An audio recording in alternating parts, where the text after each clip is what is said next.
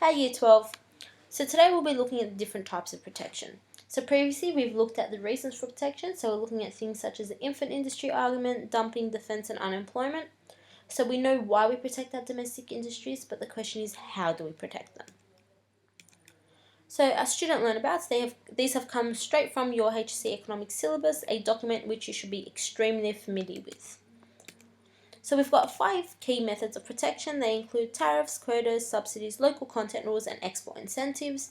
For the purpose of today's lesson, we'll be looking solely at tariffs. So the question is, what is a tariff?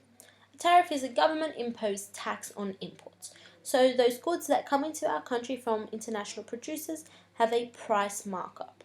They have the effect of raising the price of the imported goods, hence making them less attractive than the domestically produced good. So as the price increases, us as consumers will be more inclined to purchase domestically produced goods, hence making the domestic producers more competitive.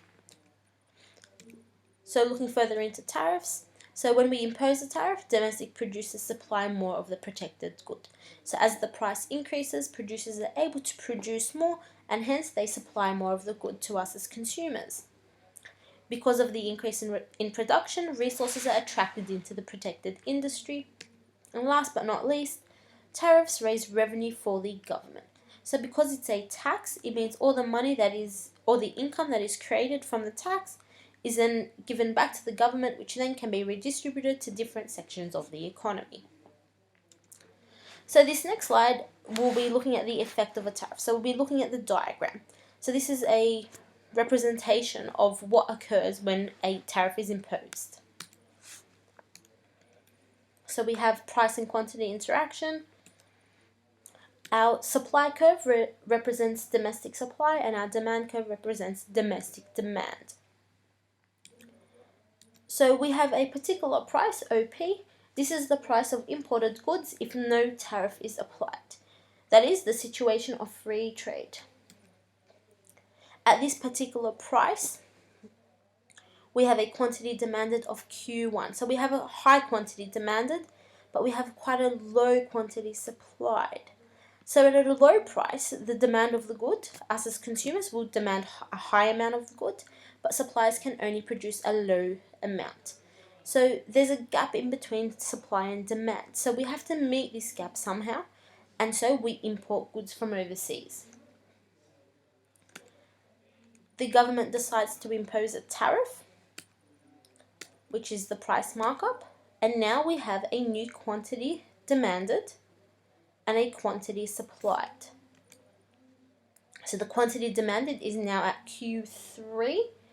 So if a tariff is imposed and all of which was passed on to the consumer, demand will contract from Q1 to Q3 and supply will expand from Q to Q2.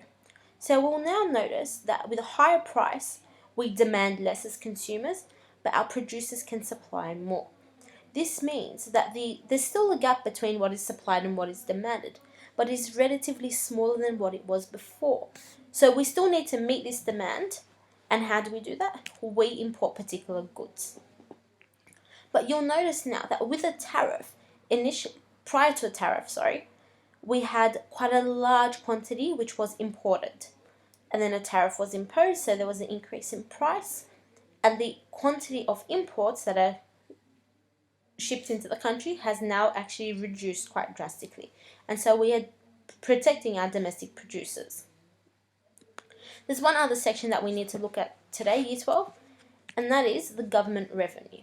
So as we said earlier, tariffs are the only method of protection which create government revenue.